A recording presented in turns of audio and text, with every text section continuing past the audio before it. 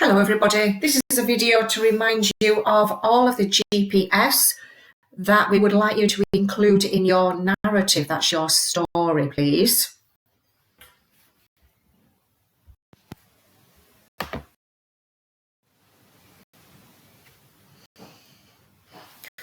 So of course we do have an introduction to a story. What's the purpose of the introduction? It sets the scene. The story can't just begin from nowhere. It gets the reader's attention. If the introduction isn't interesting, they won't want to keep reading. So make your opening paragraph a really interesting paragraph.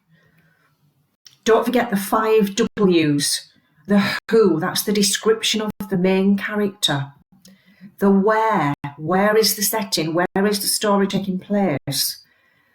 What's happening or what's already happened? When, that's for times and dates. So you can start your paragraph with a time adverbial. For example, 10 years ago, one morning. The other one, why? Don't worry about this one. This is tricky to get in. It's often the last important thing to put into a narrative because it will be explained more later in the following paragraphs. Don't worry if you can't fit that bit in.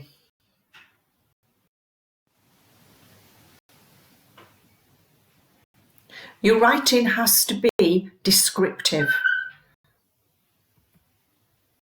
When there are no pictures to go with the text, an author has to paint a picture with words. A good description should allow us to create a clear image of the scene in our head. Good descriptive writing also helps to create interest and grabs the reader's attention. Show, don't tell. If a character is scared, don't use the word scared. Describe how they look or how they act. That's much more effective. Use the 5 senses. You don't need to use all of them, but here as a reminder of the 5 senses.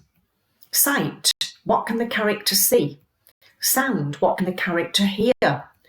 Taste, can the character taste anything in the air? Touch, what can he feel? Smell, what can she smell? Describing these 5 senses in your writing is a simple but very effective way to create a good description. It helps the reader to really understand as though they were there.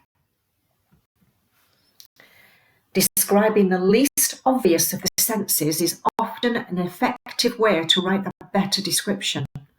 For example, if you're describing food, most people can already imagine what it tastes or looks like or smells like. This doesn't mean you can't describe these things though, you can do.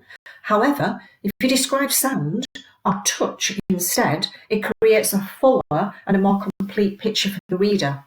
For example, I could hear the steady drip drop as the bright green mint chocolate chip ice cream began to melt, and it sent a shiver up my spine as the ice cold drops landed on my feet.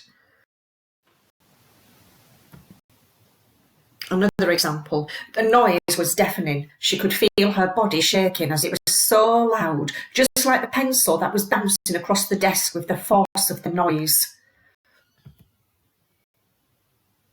He could feel the soft ground beneath his feet as the comforting smell of freshly cut grass washed over him. He could taste the fresh air, so much cleaner than back home in the city, and he was stunned by how calm and quiet it was.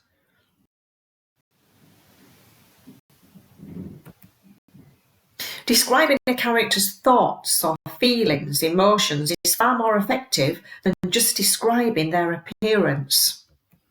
Simply describing their appearance is a little bit like 2D shape. There's nothing wrong with it, but it can be very basic and straightforward. Adding in details about their thoughts or feelings and emotions helps to make them more 3D. It adds the extra dimension and makes them more interesting as well as more lifelike. It doesn't have to be much, just a little bit of description can be enough to really improve your writing. For example, she wrinkled her nose with disgust at the horrible smell. He began to sweat and fidget uncomfortably.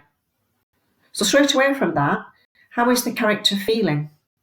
You should be able to tell me that he is feeling nervous or scared.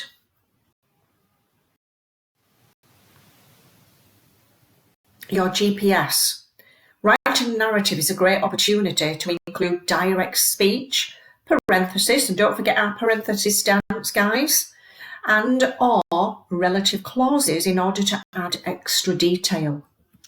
So, for example, the man who was wearing old and scruffy clothes crept along the dark, deserted street. So the words that are in red, that's a relative clause. Driving along the winding country roads, she noticed that the red car, which had been following her for miles, had disappeared. So the writing in red in this example is an adverbial opener, and then in green is our relative clause again. "Hi Sammy, how are you today?" asked Fred. So in the dark blue, it's our direct speech, which is punctuated correctly, and in the light blue is the reporting clause. If you've forgotten about how to write any direct speech, or you've forgotten about relative clauses, there will be some videos online that Mr. Bolland is recording either today or this weekend, which will help support your writing. You can use a thesaurus. It's a great help to find synonyms for boring or basic words. It can help improve our writing, but only if it's used correctly. Do not use it for every word. Only use it for the words that you know or think are boring and too simple